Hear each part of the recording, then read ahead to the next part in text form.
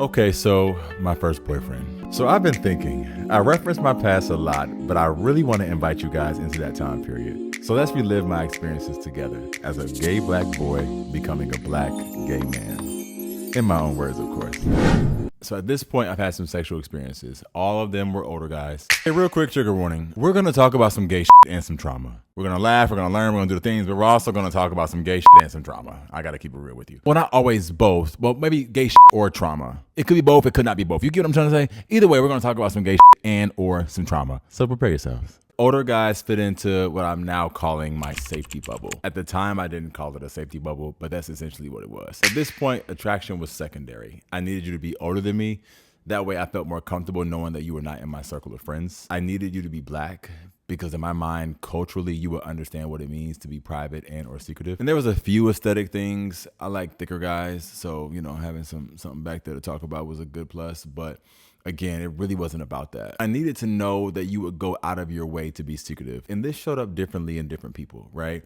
Whether it was you giving me a Google Voice number, you giving me a fake name. And I often say, even if I don't know the truth, I know I'm being lied to. So I could tell when someone was giving me a fake name, and I can tell when someone was giving me a storyline. And at this time in my life, someone lying to me didn't frustrate me. It almost made me more comfortable.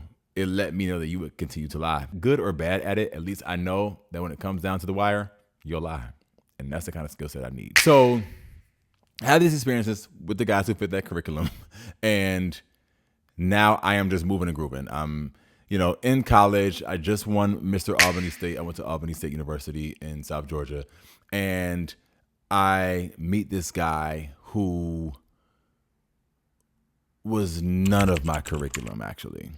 He was so handsome. He was my age. He had mutual, maybe not friends, but he knew some of the same people as me. But for some reason, I was so smitten by this person, right? If you guys remember from the previous episode, I said I was unclear if I was even gay at this point. I thought I maybe just sexualized men. And so at this point of attraction, I was like, this is new. I'm really, really attracted in a way that's not just sexual. But I'm pretty sure it will still be just sexual, so it's fine. So I go to see this guy. I think I'm a junior or a senior in college, one of the two. And I go to meet this guy. And what was interesting about meeting this guy for the first time was we had maybe 2 or 3 weeks of conversation. And in maybe the first week of our conversations, he told me that, at some point we'll have to break up and marry women. He was like, if we get together at some point, we have to break up and marry women. And I was like, yeah, I know. And I think I confidently said it like it made sense. I was like, oh yeah, guaranteed, cool. So I go to his school to meet him and it was just different. Everything about the interaction was different. And at this point, I knew that I could have real emotions, affinity, real energy towards a guy that was not rooted in sex. Because honestly, this is the first time where sex wasn't a necessity. I was holistically comfortable with just hanging out. We could have just watched TV and kicked it, and I would have been so content with the interaction. I want to say I told him I loved him maybe that week, maybe. And this is a good spot to highlight the fact that when you're in closeted interactions, everything is magnified. You feel this rush of everything because it's so high stakes. I have your biggest secret, you have mine. This means everything, And so any interaction we have is times 10. And so because I liked you a little bit, I loved you. Because, I find you moderately good looking, you're gorgeous. Because, you're, kind of nice to me, you are the kindest man I've ever met. And in this case, this person was a good guy, which kind of sounds crazy now, but was also not part of my curriculum. I didn't really want a nice guy. I thought that nice guys had a conscience that would make them want to tell the truth. And I needed somebody who was committed to lying. And so fast forward, it's been like a couple weeks later, we're in this relationship and I find myself just leaning more and more into this guy. And the more I lean into him, the more afraid and almost the more I retract, I found myself just loving this person. And for a year and a half, that's what I did. And here we are, 2 guys who don't know how to be in a relationship, don't know what that means, don't know if we should let go of what we were doing prior to being together, to the point where I would text guys and show him like, yo, this guy, woo woo. And that was the part where, people would send pictures a lot. And I was showing the pictures and it was just really weird. And he didn't know if that was normal, nor did I. So he would be like, "What's happening? He's nice looking or whatever." And I'm like, "Yeah, it's crazy, right?" Or whatever. And it was just really, really weird. But neither one of us knew what to do. And I think also because we didn't know what to do, we leaned into roles. He would police my ability to display emotion, my ability to change my mind, all that kind of stuff. And I would police his ability to find joy in others. It was very toxic, to be honest, but I think a lot of it was rooted in fear and ignorance. And so here we are, two guys in our early 20s, 21 maybe, who are also broke, who are in college. At this time, I was online for an organization that I ended up not finishing. I pledged an organization. I guess I'll just talk about it right now. So I pledged an organization because I really wanted to look tough. That was my goal, right? I felt like if I pledged this organization, I would be able to hide behind this for the rest of my life, because that was my goal, to hide for the rest of my life. Turns out I meet my first boyfriend, and he opens my emotions in a way that lets me know that I'm not ready now, but I have a hunch that at some point, not that I'll make a YouTube channel about it. Yeah, so about that subscribe button, can y'all go ahead and do that for me real quick? You know what I'm saying? Listen, you know what I'm saying? I don't want to ask for too much, but if you can just go ahead and hit that button, I would really appreciate it, you know? But at some point, I'm going to be my full self, and that's not going to be a safe space to do it within this organization. And so I'm online, we're pledging, we're doing the things, and I remember having a conversation with him, and I was like, yo, we had a code word. I think it was a letter, or I can't remember what it was, but it was a text message I would send him before I would go to set, because I didn't want him to text me anything or what have you and, you know, blow up the spot if they were going through my phone. So I remember telling him that this is my last night. I don't want to be out there anymore. And he was like, yeah, right. You're close to the finish line. Yeah, right. And I was like, nah, I'm not. And I think, again, because of how we socialize ourselves within the relationship, he liked my masculinity. I liked how docile he was. And that was just how it rhymed, if you will.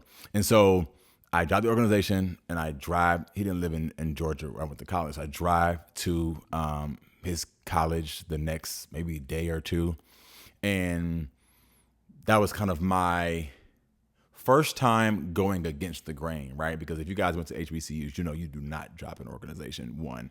Two, you do not, you know, flee to school, just things you didn't do, you know? But again, my spot was blown. I needed to get rid of some of the things that were gonna make it very, very difficult to walk back. And I think after that, I started to just push a lot of my barriers.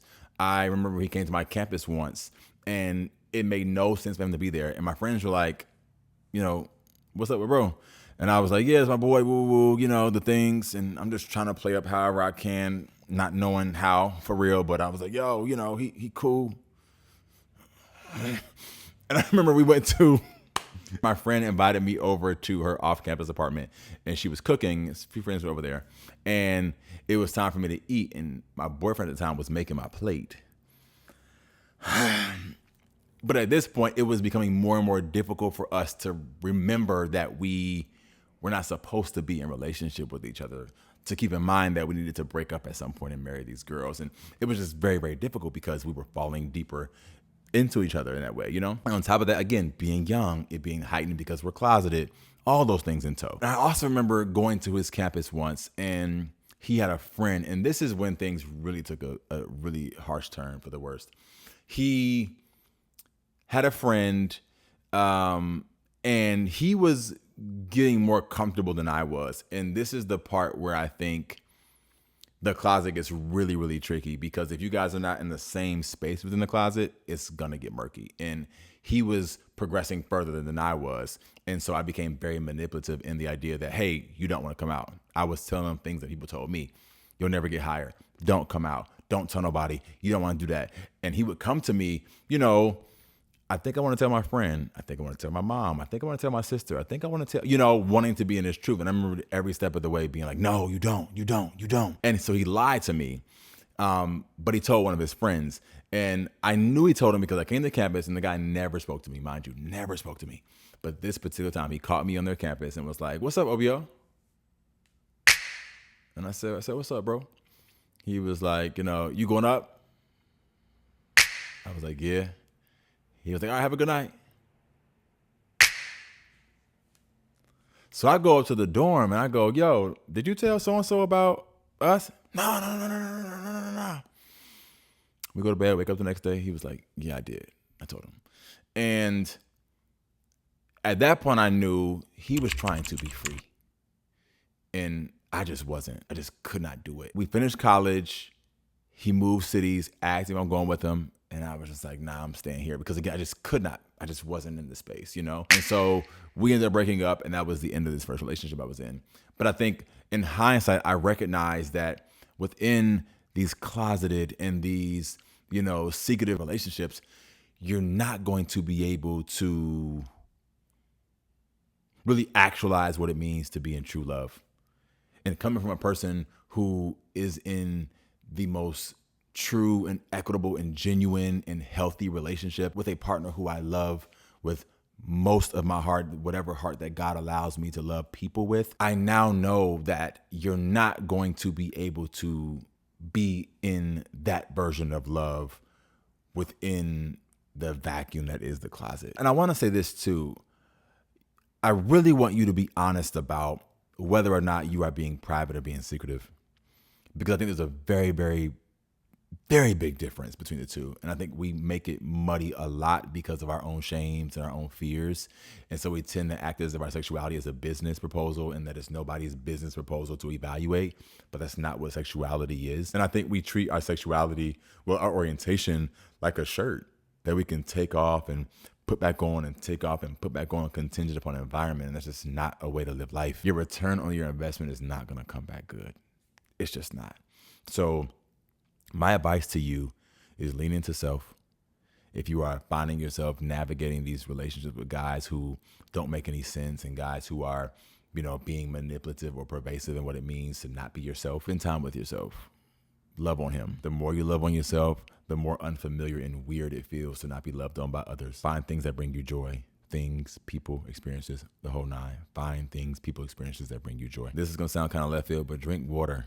Something about water, the hydration, the rejuvenation, the whole 9 yards will make you feel really, really, really, really good. I don't know how to explain it. It just is what it is. Ask a doctor.